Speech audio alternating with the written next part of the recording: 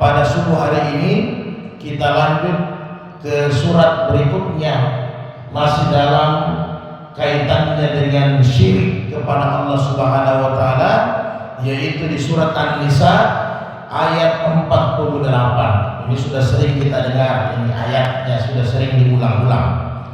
Jadi kita tahu sendiri bahwa syirik itu syarakah. Kata syarakah itu artinya mencampur adukan. Jadi itu syirik. Dari kata syarakah, syirkun itu mencampur adukan, menduakan. Boleh. A'udzubillahi samii'il 'aliim minasyaitonir rajim. Bismillahirrahmanirrahim. Jadi satu ketika Ayyub al-Ansyari itu ja'ah ila Nabi sallallahu alaihi wasallam. Dia datang menemui Nabi. Kemudian dia berkata, "Ya Rasulullah, ada saya punya anak ponakan tinggal bersama saya di rumah. Ini anak ponakan saya ya Nabi. Dia taat sembahyang 5 waktu. Kemudian dia melaksanakan amal saleh. Dia yakin bahwa Allah itu esa, dia mengesahkan Allah, artinya tauhidnya bagus. Dia sembahyang, beramal saleh, tauhidnya bagus. Hanya selain dia sembahyang beramal saleh, dia juga melakukan dosa. Setiap hari dia lakukan juga dosa. Banyak pelanggaran-pelanggaran yang dia lakukan. Makanya saya datang kepada engkau ya Rasul, ingin bertanya, ini bagaimana? Karena ini adalah tanggung jawab saya, tinggal bersama saya, apalagi ponakan saya.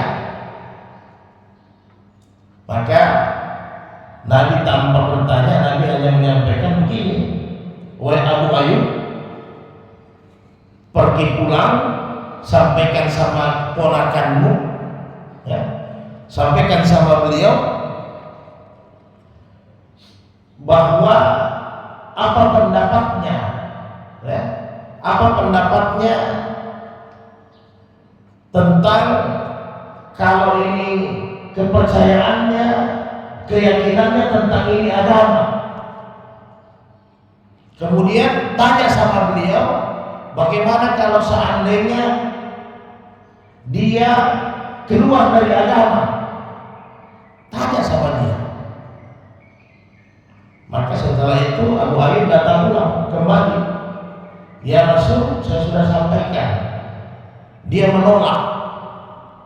Kemudian dia tidak mau mempermainkan agama katanya. Dia cinta sama agama.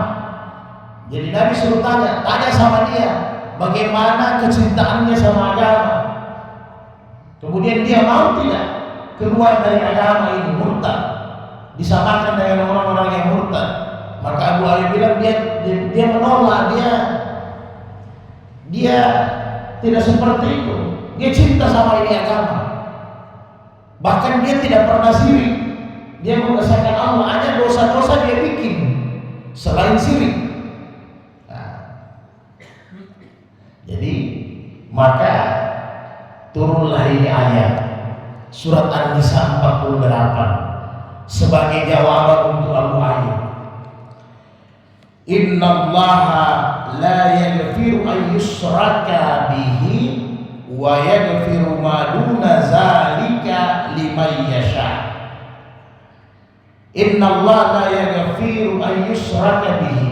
Allah tidak mengampuni dosa syirik kepadanya. Tidak mengampuni dosa syirik kepadanya. Ayat Isra, semua bentuk-bentuk syirik. Tidak ada toleran dalam hal syirik. Sehingga apabila seseorang itu yang sudah melakukan syirik, sebelum meninggal dia tidak kembali kepada Allah, tidak kembali, tidak tobat sungguh-sungguh, maka sudah jelas pasti dia masuk neraka, kata Nabi. Innal ladzina musyrikina, orang-orang yang syirik kepada Allah, berulang-ulang Allah sampaikan, maka tempatnya di dalam neraka, mereka kekal abadi di dalamnya, karena tidak diampuni, kekal abadi selama-lamanya. Dan Allah mengampuni dosa selain itu. Ini jawaban untuk Abu Ayyub. Suruh saja dia tetap salat, biar dia laksanakan terus salat, biar dia lakukan dosa. Maka apa? Suruh sempurnakan salatnya. Kalau seandainya nanti salatnya sempurna, insya Allah lama kelamaan dosa-dosa yang dia lakukan akan dia tinggalkan. Asal dia istiqamah, dia khusyuk, menghayati salatnya dengan bagus, maka cepat atau lambat salatnya akan merubah dirinya.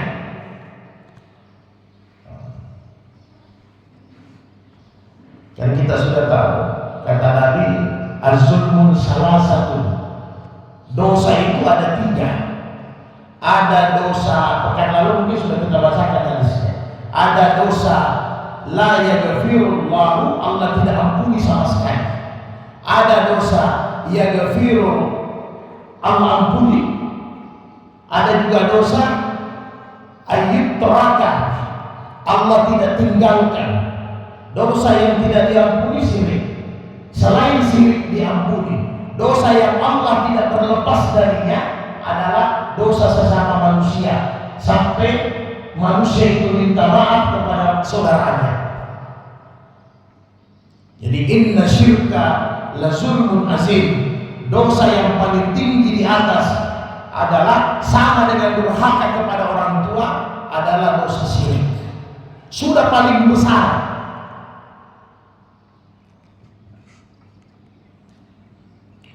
Wa may yusyrik billahi faqad iftara isman azima. Barang siapa yang syirik kepada Allah, maka sudah pasti faqad iftara isman azima, zamban, karena dosa syirik itu dosa yang paling besar, azimah, tidak ada lagi di atasnya.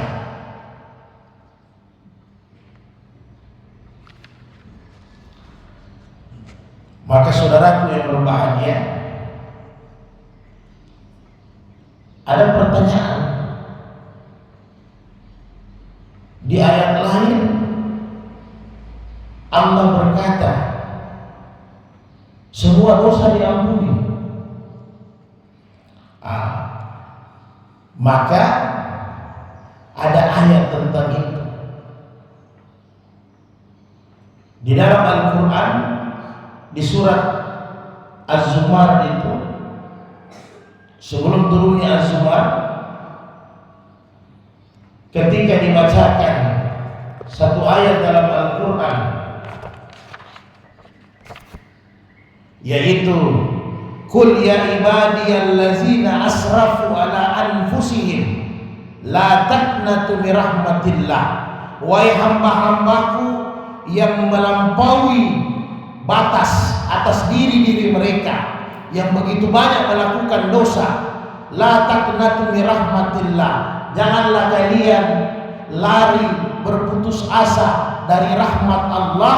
Innallaha yaghfiru dzunuba jami'a, karena sesungguhnya Allah mengampuni semua dosa-dosa. Innahu wal ghafurur rahim, Allah Maha Pengampun dan Maha Penyayang. Ketika ayat ini dibacakan, seorang laki-laki kamar rajulu wa sa'ala, berdiri seorang laki-laki bertanya kepada Nabi, ya Rasulullah, wahai Rasulullah, ma qawlu fi syirki, ma qawlu fi syirk, bagaimana dengan dosa syirik? Jadi dia berdiri karena Nabi sampaikan, Nabi bacakan semua dosa-dosa Allah ampuni. Ini dengan versi yang kedua. Maka sahabat bertanya, ya Rasul, bagaimana dengan syirik? Fakarahun Nabi sallallahu alaihi wasallam an zalik. Nabi sempat berdiam, tidak suka dengan kata-kata syirik. Summa nazalatil ayatu, kemudian turun ayat yang tadi bahwa semua dosa-dosa diampuni, tetapi ada yang tidak diampuni, yaitu syirik. Nah, jadi ini ayat tidak kontra. Ayat yang pertama dijelaskan dengan ayat yang kedua. Dalam ayat yang pertama bahwa semua dosa diampuni. Turun ini surat An-Nisa ayat 48, semua dosa diampuni kecuali syirik yang tidak diampuni oleh Allah Subhanahu wa taala. Auzubillah min dzalik. Kemudian Bapak sekalian yang berbahagia, syirik kita kepada Allah ini yang merusak tauhid. Memang ada beberapa pembagiannya dari kalangan ulama. Kalau Nabi tidak lagi, Ustaz, semua syirik itu sama. Hanya ada dibagi, ada uluhiyah. Istilahnya uluhiyah ini syirik yang meyakini adanya Tuhan selain Allah. Ada orang dikatakan rububiyah, adanya selain Allah yang memelihara dan mengatur alam semesta. Ada juga ubudiyah, syirik dalam hal ibadah. Tapi yang jelas, ketika kita berkeyakinan bahwa ada yang menciptakan alam ini selain Allah, ada yang mengatur alam ini selain Allah, ada yang memelihara alam ini selain Allah, ada yang disembah selain Allah, maka kita sudah masuk dalam dosa syirik.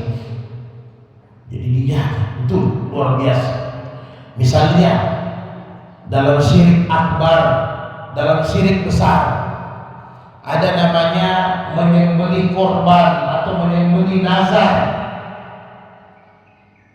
Jadi korban yang disembelih hanya untuk mendekatkan kepada Allah di waktu Idul Adha, itu saja. Ada juga mendekatkan kepada Allah untuk mengajak anak bersedekah, itu akikah. Itu saja. Demikian juga apabila kita bernazar sesuatu, maka wajib nazar itu untuk Allah. Jadi tidak bisa sembarang. Karena ada juga kan motong ayam untuk kuburan,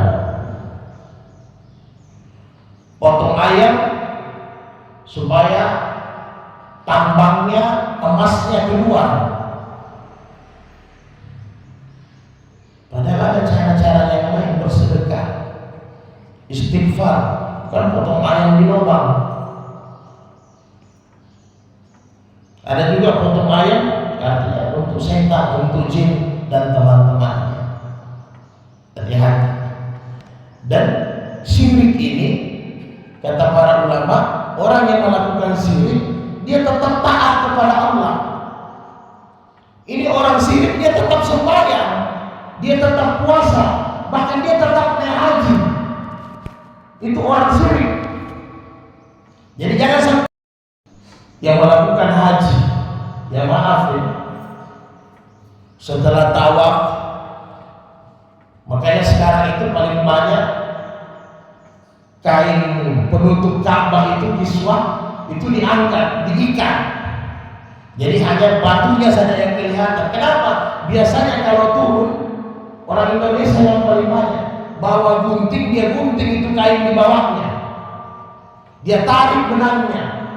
Kemudian apa? Dibawa Indonesia untuk apa? Untuk jimat katanya, pelaris. Hati-hati. Kita sudah menunaikan haji, kita sudah menegakkan salat, kita sudah puasa, tapi keyakinan itu kita campur adukkan. Kalau mau minta rezeki, salat duha, minta rezeki berdoa kepada Allah, tidak dengan barang-barang. Ada namanya juga apa? Pesugihan kalau di Jawa. Untuk apa? Untuk kekayaan, untuk naik pangkat. Hati-hati. Hati-hati Pak. Kadang orang-orang seperti begini dia sembahyang, tapi yang namanya syirik mencampur adukkan, berarti dia tidak yakin Allah satu-satunya. Ini memakai jimat ini ada macam-macam. Kalau jimat berarti dalam bentuk barang. Kalau mantra dalam bentuk doa-doa ucapan. Jadi kalau sudah bilang jimat, biasanya sudah masuk pedang, keris, cincin, dan macam-macam, batu-batu. Tidak ada yang bisa memberikan godaan. Itu benda biasa, benda mati. Kalau sudah mantra-mantra, padahal sudah ada diajarkan doa-doa di Al-Quran, doa-doa di hadis-hadis Nabi. Tidak usah terlalu banyak mantra-mantra. Untuk mantra ini katanya, mantra pelaris, kemudian mantra cinta, supaya yang bersangkutan cinta mati sama saya, supaya suami saya tidak cari perempuan lain. Tidak perlu pakai mantra-mantra. Mantranya doa, sudah ada di dalam Al-Quran. Kemudian ada lagi yang pernah kita bahas dalam Al-Quran, innamal khamru wal maisiru wal ansabu wal azlam. Ansabu untuk berhala seperti tadi, pemotongan untuk setan, untuk kuburan. Azlam ramalan, undi nasib. Ya, kalau model BMKG itu keilmuan ilmiah, sekedar meramal bahwa mungkin hujan, mungkin ini itu secara ilmiah, memang ada ilmunya. Tapi jangan yang tidak sesuai takhayul, seperti at-tiara, ada burung hantu, berarti mau ada musibah, ada bunyi burung, padahal semuanya bismillah tawakkaltu 'ala Allah wala haula wala quwwata illa billah. Ini kadang orang sembahyang pasti tercampur aduk, Pak. Gak ada cincin saya, enggak, ini cincin ini kalau orang dekat pasti orang sayang sama saya. Ini cincin ini kalau orang potong saya kebal, tidak terpotong, ya mungkin. Tapi sudah di situ, selain masuk sini sudah ada sekatnya, walaupun berkali dia mempan dipotong kebal, ya betul, berarti dia sudah menserikatkan Allah. Ada kerjasama sudah dengan jin, dengan setan, padahal itu musuh. Banyak kan ilmu-ilmu itu terjadi, terjadi, bisa dia kebal dan sebagainya. Tapi apa yang terjadi? Berarti kita berserikat dengan setan dan jin. Nggak ada gunanya juga, rusak kita punya tauhid, keyakinan kita rusak pada saat itu, otomatis rusak. Inilah yang Nabi katakan, yang Nabi sudah sering jelaskan bahwa yang Nabi takuti itu dari umatnya adalah syirik. Apa syirik yang lain? Ini sudah kita ringkas. Ada lagi namanya halafa bi ghairillah. Kita sumpah selain nama Allah. Saya bersumpah dengan nama gunung, saya bersumpah dengan nenek moyang saya bersumpah itu cicak bunyi. Ini syirik kita. Yang harusnya kalau kita bersaksi atau kita ingin bersumpah, jangan bi ghairillah, karena kata Nabi, man khalafa bi ghairillah faqad kafara aw asyrak. Siapa yang bersumpah selain nama Allah, berarti dia sudah kufur, dia sudah syirik. Yang lalu kan kita sudah bahas, syirik ini ujung-ujungnya sama dengan murtad. Karena kita tidak yakin, berarti keyakinan kita sudah dimurtadkan, sudah keluar daripada keesaan Allah. Jadi kalau bersumpah, wallah, demi Allah, wallah, saya akan istiqamah baca Quran tiap hari. Tallahi, billahi, kita bersumpah dengan nama Allah. Jadi tidak boleh kita bersumpah, saya bersumpah atas nama nenek moyang saya, boleh. Dan banyak perkara-perkara yang lain. Karena pembagian syirik ini memang ada yang kecil, ada yang besar. Ini yang kita bahas, yang besar-besar, hati-hati, jangan sampai kita tersangkut hal-hal begitu. Biasanya orang-orang tua kita kadang malah ada yang tanam-tanam itu kalau di selatan namanya ulawu. Ulawu itu seperti mustika ditanam. Ya, saya pernah lihat, pernah juga kita kasih mandi jenazah kan harus dikasih keluar kali cungkel. Tapi dia sadar, dia bilang, nah nanti kalau saya meninggal ada saya punya di sini. Ternyata itu ilmu kebal. Nanti kalau saya meninggal dikeluarkan, kan bikin repot. Orangnya sembahyang, bahkan bangun masjid, tapi dia mencampur adukan keyakinannya, tauhidnya. Padahal kata Allah, "Man kana la ilaha illallah mukhlishan." Ketika kita ucapkan la ilaha illallah mukhlishan, sucikan, murnikan itu la ilaha illallah, tidak ada bersanding selain Allah saja satu-satunya. Dakhala jannah. Jadi siapa yang meninggal mukhlis, bersih keyakinannya, tauhidnya bersih dari kesyirikan, dakhala jannah. Itulah yang mewarisi surga. Jadi alhamdulillah Bapak-bapak sekalian yang dimuliakan Allah, demikianlah kira-kira pembukaan mukadimah kita tentang kesyirikan.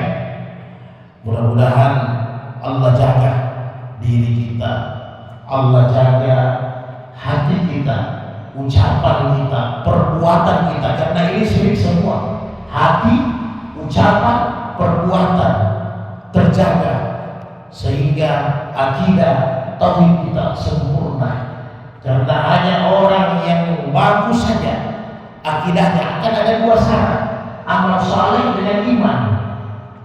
Makanya kata Allah, siapa di akhir surat Al-Kahfi, siapa yang ingin liqa'a rabbi falyamal amalan salihan wa la yusyrik bi ibadati rabbih ahada. Siapa yang ingin rindu bertemu dengan Allah di hari kemudian, maka dia harus beramal saleh, kemudian dia harus perbaiki imannya.